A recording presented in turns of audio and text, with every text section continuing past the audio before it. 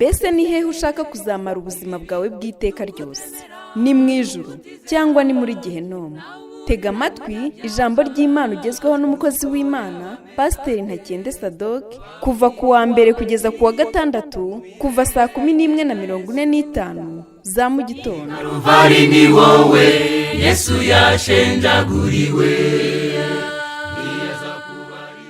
Reka tugushime Mana nziza, tugushimire ineza yawe, tugushimire urukundo rwawe rutarondoreka, tugushimire ko wongeye kutwemerera umwanya mwiza nk'uyu, tukaba turi bazima duhumeka ndetse tunashima izina ryawe, by'umwihariko kuko utwemereye tukaba tugeze kuri iyi saha ndetse tukaba tugiye kumva ijambo ryawe. Mwami ushimwe kandi uhabwe icyubahiro. Turakwinginze rero ngo uzubane natwe, utugirire neza, udukorere igitangaza gikomeye cyane, imitima yacu ice bugufi. Mwami twumve kandi twumvire icyo ijambo ryawe ritubwira. Urakoze rero kuri Imana nziza, ngaho yaba ari jyewe yaba ari n'abagenzi banjye bateze amatwi, Mwami uduhe kumva no kumvira ijambo ryawe. Mu izina rya Yesu nimwe dusabye twizeye, amen. Reka nongere mbasuhuze kandi mbifurize ikaze muri uyu mwanya mwiza tugiye kuganira ku ijambo ry'Imana. Ndagira ngo mbinginge dusome inkuru imwe iri hano muri Matayo igice cya 21. Turasoma duhereye ku murongo waho wa 28 kugeza ku murongo waho wa 32. Matayo 21 umurongo waho wa 28 kugeza ku wa 32. Bibiliya iratubwira ngo ariko ibi mubitekereza mute? Ni Yesu wari urimo kuvuga, yararimo yigisha. Hanyuma hari abatambyi, hari abafarisayo, hari abantu nyine bakuru bo mu bwoko bw'Abisirayeli bari bateraniye aho ngaho. Hanyuma ari kubigisha ababwira ibya Yohana Umubatiza, ababwira ibintu bitandukanye. Hanyuma aza kugera kuri uyu mugani ngira ngo tuganireho uyu munsi. Yarababwiye ati ariko ibi mubitekereza mute? Habayeho umuntu wari ufite abana babiri. Asanga umukuru aramubwira ati mwana wanjye genda uhingire uruzabibu rwanjye. Nawe aramusubiza ati ndanze. Maze hanyuma arihana aragenda. Se asanga uwa kabiri amubwira atyo, nawe aramusubiza ati ndagiye data, ariko ntiyajyayo. Muri abo bombi ninde wakoze icyo se ashaka? Baramusubiza bati ni uwa mbere. Yesu arababwira ati ndababwira ukuri yuko abakoresha b'ikoro n'abamaraya babanziriza kwinjira mu bwami bw'Imana. Dore Yohana yaje muri mwe agendera mu nzira yo gukiranuka, ntimwamwemera. Nyamara abakoresha b'ikoro n'abamaraya bo baramwemeye, ariko nubwo mwabibonye mutyo ntimurakihana ngo mumwemere. Aya magambo niyo ngira ngo tuganireho. Ngira ngo nk'uko muyumvise ni amagambo y'umugani. Aravuga ku mugabo umwe wari ufite abana be babiri, kandi abo bana be yarabakundaga. Abo bana yumvaga akwiye kubizera. Hanyuma umunsi umwe, nk'uko uyu mugabo tubibona muri uyu mugani, asa nk'aho yari akize, yari afite uruzabibu, cyangwa se mu yandi magambo yari afite urutoki rwe. Hanyuma aza kureba aba bana be, arabitegereza, abwira uwa mbere ati mwana wanjye genda ukore mu ruzabibu rwanjye uyu munsi. Mu yandi magambo yaramubwiye ati mwana wanjye genda ukore mu rutoki uyu munsi. Uwo mwana abwira se ati ndanze, ntaho ngiye. Ariko nyuma aza kwigenzura, aravuga ati ariko papa kwa nkunda, papa kwa ngirira neza, papa kwa gerageza kunyitaho, kubera iki ntagenda ngo nkore? Aravuga ati yewe reka ngende njye gukorera uruzabibu rwa data. Aragenda. Mbese mu yandi magambo yarihannye, aragenda. Hanyuma muri icyo gihe umubyeyi yabwiraga umwana we wa mbere ati genda ukore, akanga. Yaragiye ajya no ku wundi wa kabiri, aramubwira ati mwana wanjye genda ukorere uruzabibu rwanjye uyu munsi. Uyu nguyu aramubwira ati yego papa rwose ndagiye papa, ndagiye. kandi rwose ndi bunahamare. Sinzi uko yabigenje, sinzi uko yabivuze, ariko yabwiye se ati yego papa ndagiye rwose, ndagiye nkorera uruzabibu rwawe. Hanyuma niba se yararebye hirya akavuga ati ndajya he, ngende njye kurukorera banseke? Mbese ntabwo yigeze ajyayo.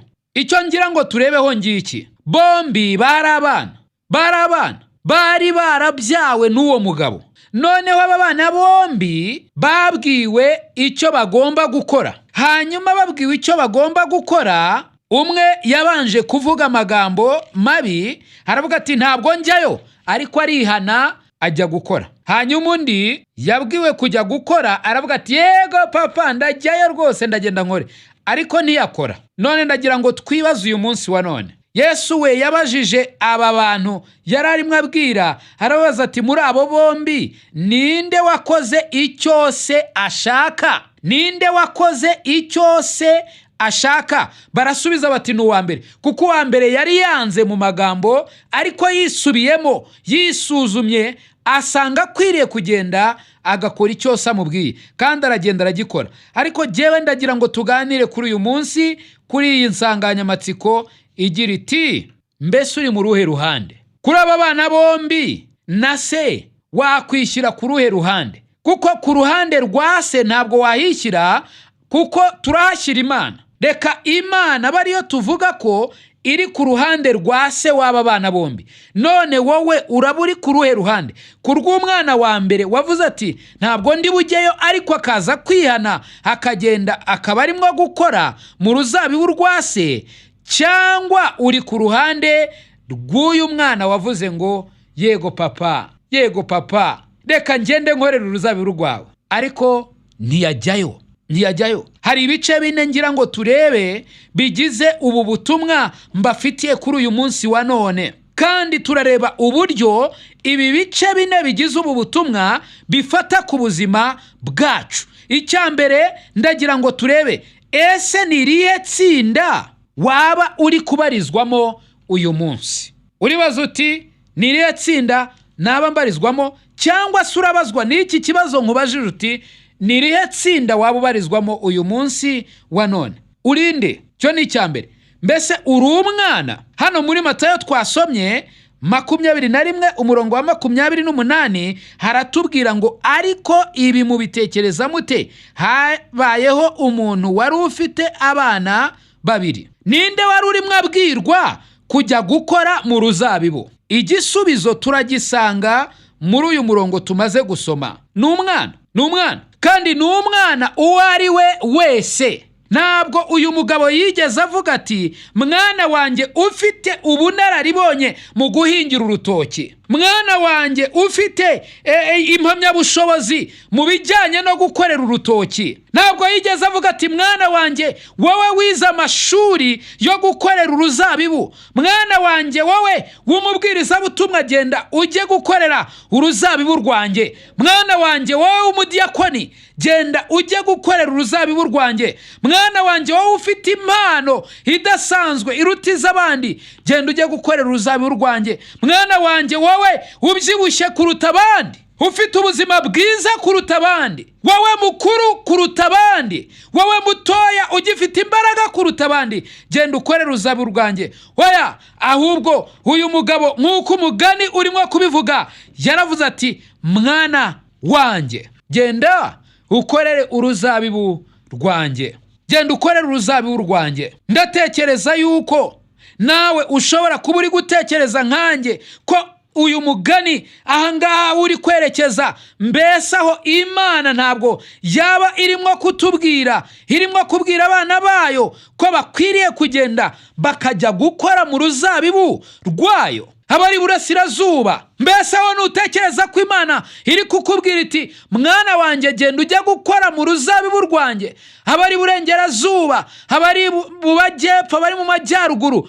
mbese aho nutekereza ko Imana iri kukubwira ngo mwana wanjye genda ujye gukorera uruzabibu rwanjye? Icyo tubona cy'ukuri ni uko Imana itigeze itandukanya, nta nubwo yigeze itanga ibisobanuro byihariye ku mwana yashakaga ko agenda akajya gukorera uruzabibu.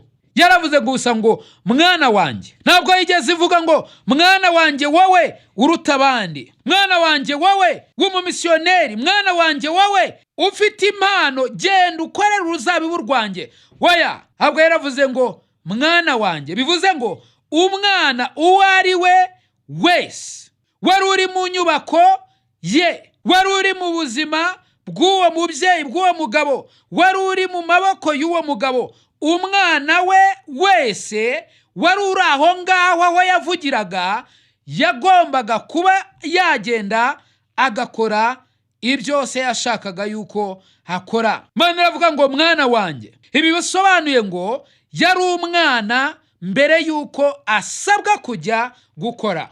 Hari icyitonderwa ngira ngo turebe hano, ndagira ngo mumfashe, kuko hari abantu bavuga ngo ugomba gukorera Imana kuko utayikoreye ntabwo waba uri umwana wayo. Oya disi we, ugomba kubanza ukaba umwana w'Imana mbere yuko uyikorera.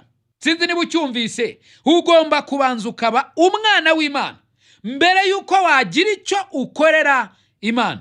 Bibiliya iratubwira hano muri Yohana igice cya mbere umurongo waho wa 12. Yohana igice cya mbere umurongo waho wa 12, Bibiliya iratubwira ngo icyakora bamwemeye bose bakizera izina rye yabahaye ubushobozi bwo kuba abana b'Imana.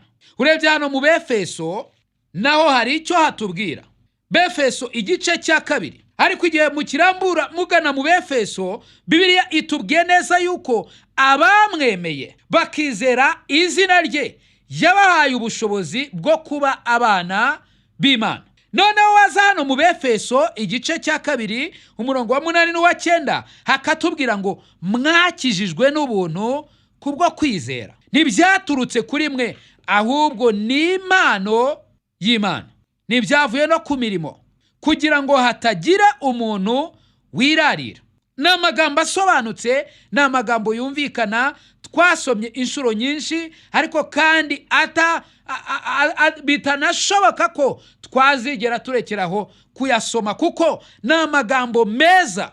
Mwakijwe n'ubuntu kubwo kwizera. Mwene magambo, niba ugiye kuba umwana w'Imana, ntabwo uba umwana w'Imana kubera ibyo wakoze, ahubwo uba umwana w'Imana kubera ko waciye mu nzira bigomba gucamo. Bibiliya tubwiye ngo abamwemeye bose bakizera izina rye yabahaye ubushobozi bwo kuba abana b'Imana.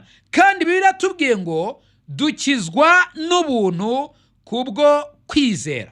Ntabwo bituruka kuri twe, ntabwo biva mu mbaraga zacu, ntabwo biva mu butunzi bwacu, ntabwo biterwa n'uburanga twavukanye kubw'uyu mubiri, ntabwo biterwa n'umuryango twavutsemo kubw'uyu mubiri. Oya, ntabwo biva kuri twe, ahubwo ni impano y'Imana, ni impano y'Imana. Bibiliya ikatubwira ku murongo wa 9 w'iki gice cya 2 cy'Abefeso ngo ntibyavuye no ku mirimo, ntibyavuye ku mirimo, kugira ngo hatagira umuntu wirarira. Tito igice cya 3 umurongo waho wa 5, Bibiliya iratubwira ngo iki? Bibiliya iratubwira amagambo meza agira ati iradukiza itabitewe n'imirimo yo gukiranuka twakoze. Umva nshuti yanjye, iradukiza itabitewe n'imirimo yo gukiranuka twakoze, ahubwo kubw'imbabazi zayo idukirisha kuhagirwa, ariko kubyarwa ubwa kabiri ikadukirisha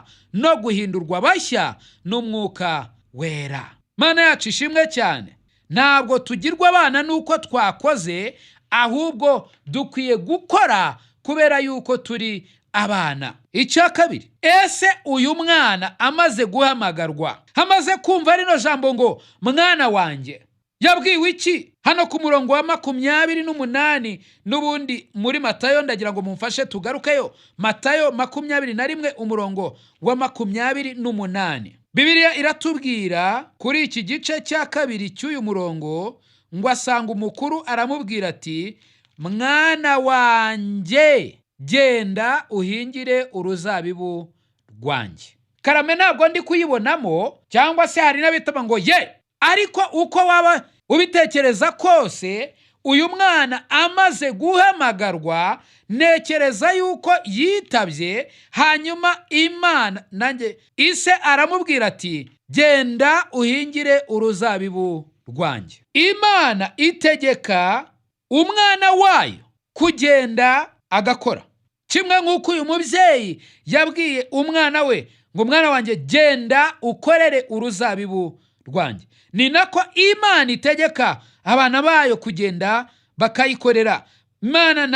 uyu mugabo ntabwo yigeze avuga ngo mwana wanjye genda wicare mu ruzabibu rwanjye, mwana wanjye genda wiruhukire hariya mu ruzabibu rwanjye. Ntabwo yigeze amubwira ati genda mwana wanjye ugira ibyo utekerezaho wibereye hariya mu ruzabibu rwanjye, mwana wanjye genda ujya kumimbaza hariya mu rusengero, cyangwa se aho uba, cyangwa se aho ukorera, cyangwa se gutyo gusa, genda wowe ujya undamyaramya gusa.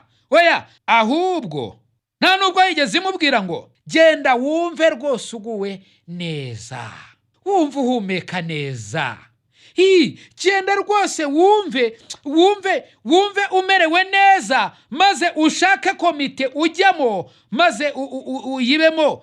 Genda ujye gucira imanza cyangwa se kuvugavuga abakozi banjye, genda ubigenze gutyo. Oya, ahubwo yamubwiye ngo iki?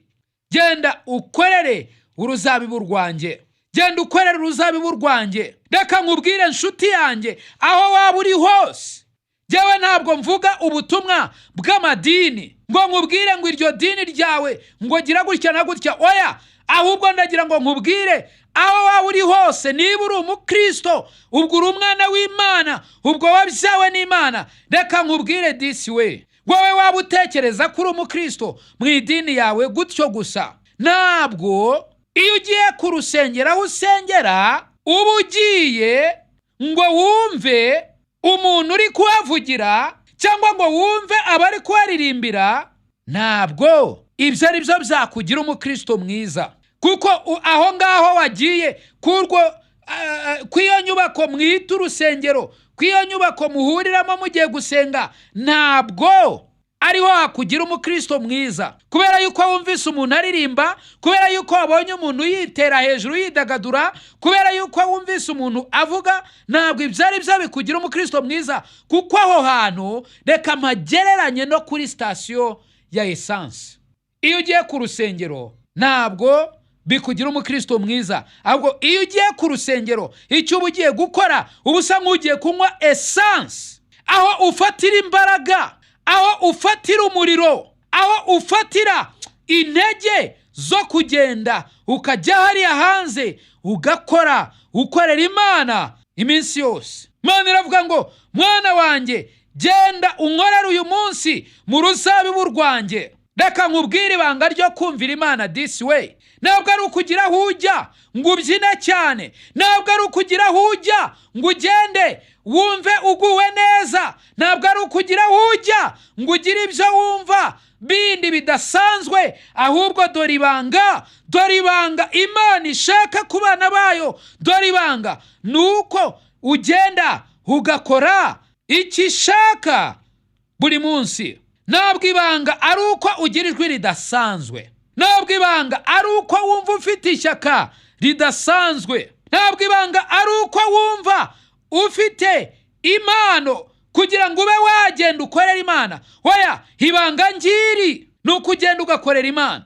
Reka mbabwire ikintu kibabaje cyane, uko abantu bagenda barushaho guhunga umurimo, ni nako igihugu cyacu kigenda kigwa mu ngorane zikomeye cyane.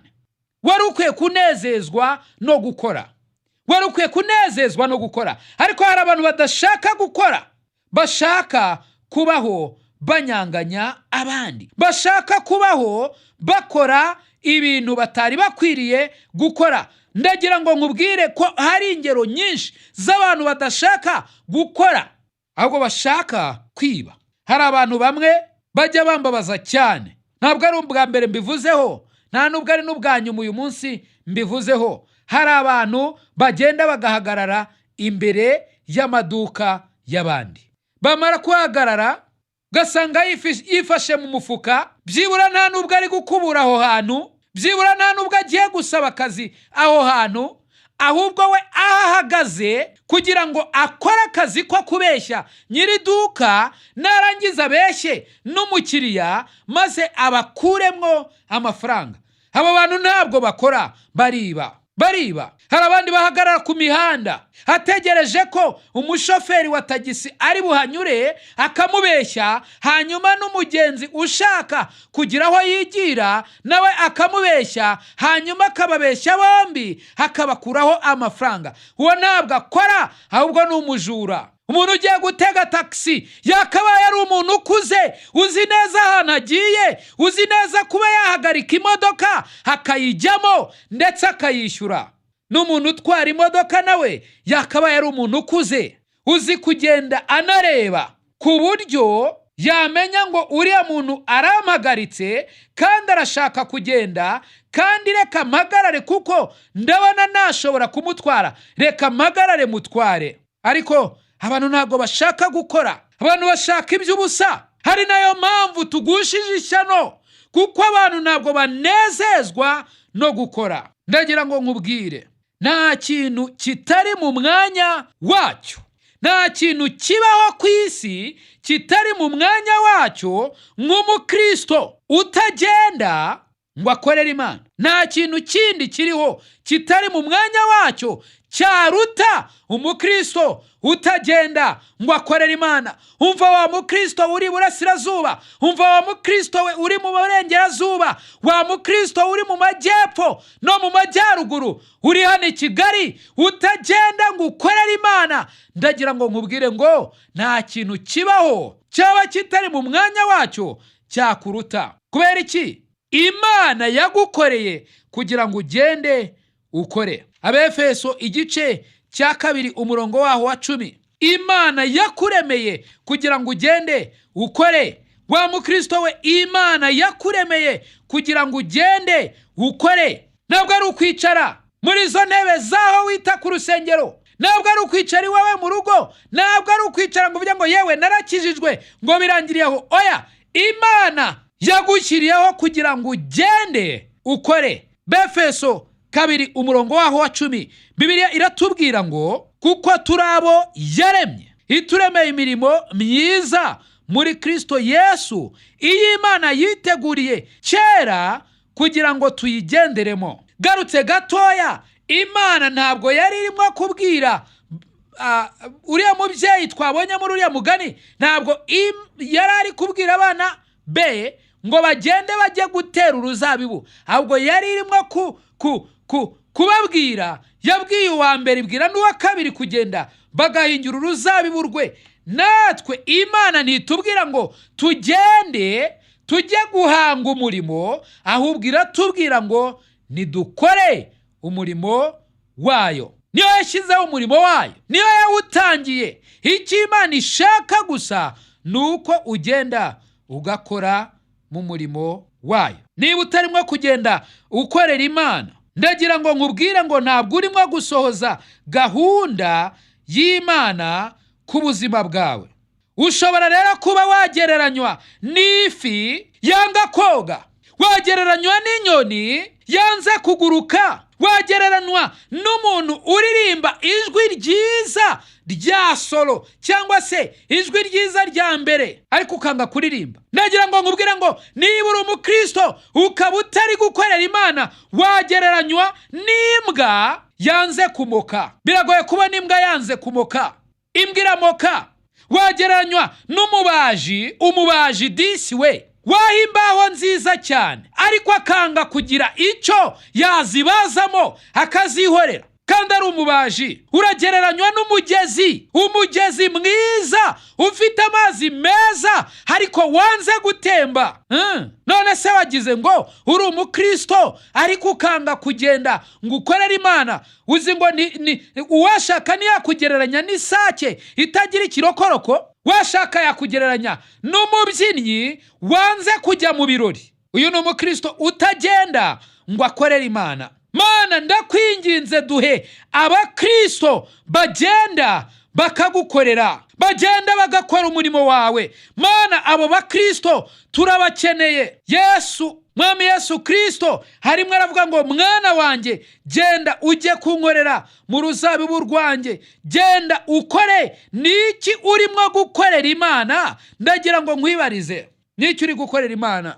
Uyu mugani Yesu yawuciye arimo kwirengurizaho, cyangwa se arimo kwerekeza abantu ku Mana. Abangaba yararimo kwigisha, yararimo ababwira ati nimurebe, Imana hari icyo ishaka ko mukora. Hari abagenda bakagikora, hari n'abavuga ngo Mana turagenda dukore. Hari nayo mpamvu natangiye nkubaza ngo mbese uherereye ku ruhe ruhande? Bamwe ubu mwatangiye kuvuga ngo ariko za pastor wowe uzahagarika ryari kuvuga kuri ibyo bintu byo kugenda ngo tugakorera Imana? Bamwe ndabizi mwatangiye kwivovota, muvuga muti uzarekeraho ryari kwirirwa utubwira ngo nitugende dukorera Imana? Nzarekeraho igihe impanda izabivuze. Kuri inzira ku murima nzabihagarika igihe impanda izabivuze, kuko igihe cyose tukiriho Mwami Yesu Kristo harimo arabwira abana be. Imana iri kubwira abana bayo ngo genda ukore. Abantu benshi ni abagenzuzi, nicyo kibazo dufite. Abantu benshi bashaka kwigira abagenzuzi aho kuba abakozi mu murimo w'Imana. Abantu benshi bashaka kwigira abagenzuzi. Nzi abagenzuzi benshi cyane kuruta abakozi b'Imana nzi. Ariko ndagira ngo nkubwire, twari dukwiye kugenda tugakora, twari dukwiye kugenda tugakorera Imana mu ruzabibu rwayo. Ruzabibu rwayo naho ngaho uri, ruzabibu rwayo nabo bantu uturanye nabo, ruzabibu rw'Imana nabo bantu ukorana nabo, nabo bantu wigana nabo, nabo bantu musengana, nabo bantu mugendana. Uruzabibu rw'Imana nabo ngabo wari ukwiye kugenda ugakora umurimo w'Imana muri bo. Twese tugomba gukora, twese tugomba gukora, nta muntu n'umwe uvuyemo. Twese abakijijwe tugomba gukorera Imana. Ndagira ngo wihangane tugaruke muri Yohana igice cya 4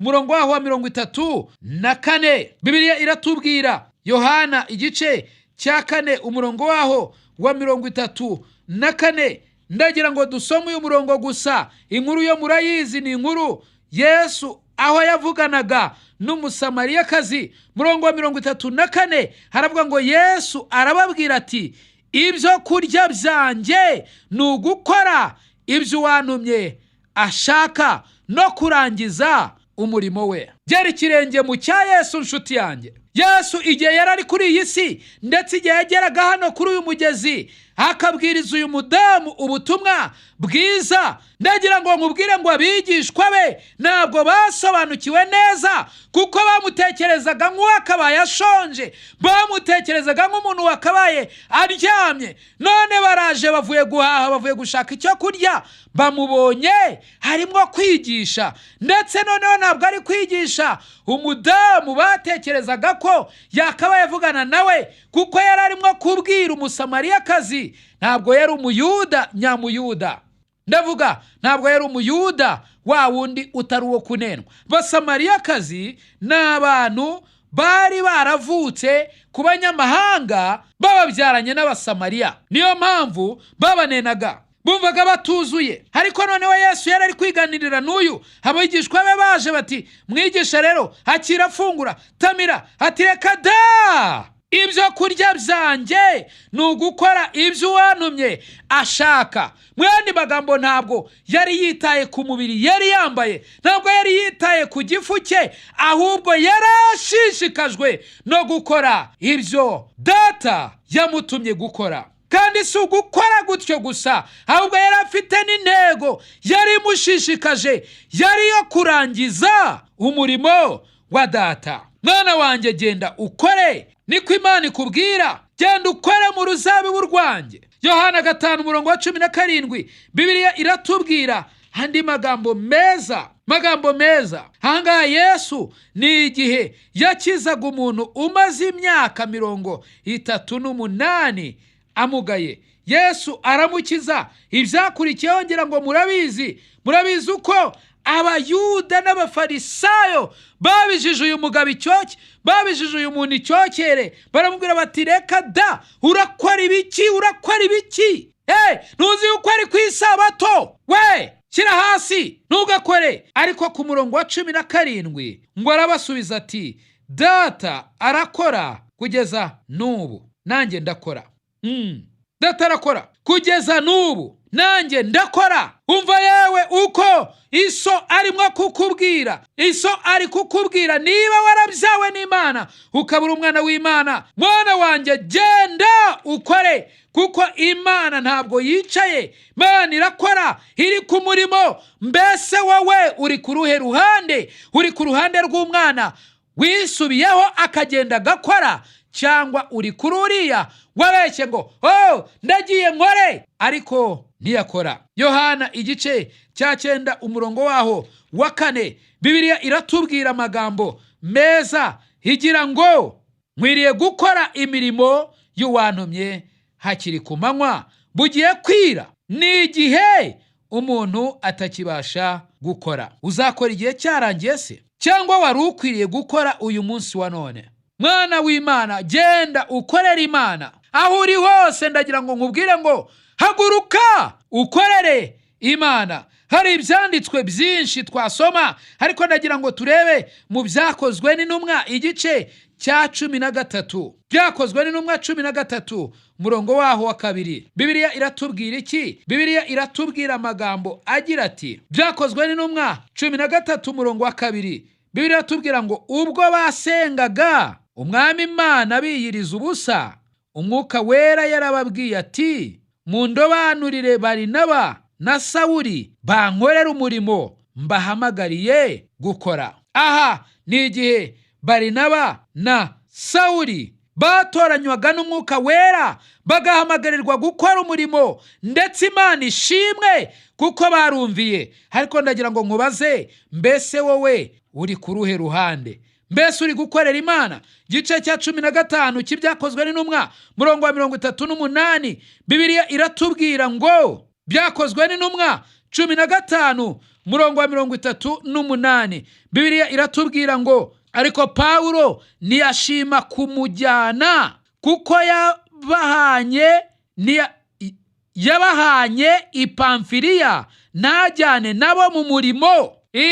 Pawulo ngo ntiyashima kujyana nawe kuko yabahanye, mu yandi magambo yabatereranye, ntiyajyana nabo, ntiyakorana nabo umurimo w'Imana. Reka nkubaze nshuti yanjye, mbese urimo gukorera Imana? Mbese uri gukorera Imana? Abakorinto ba 2 igice cya 6 umurongo waho wa 1. Mbese uri gukorera Imana? Bakorinto ba 2 gice cya 6 umurongo waho wa 1. Bibiliya iratubwira ngo iki? Bibiliya iratubwira ngo, kandi ubwo dukorana nayo turabinginga kugira ngo mudaherwa ubuntu bw'Imana gupfa ubusa.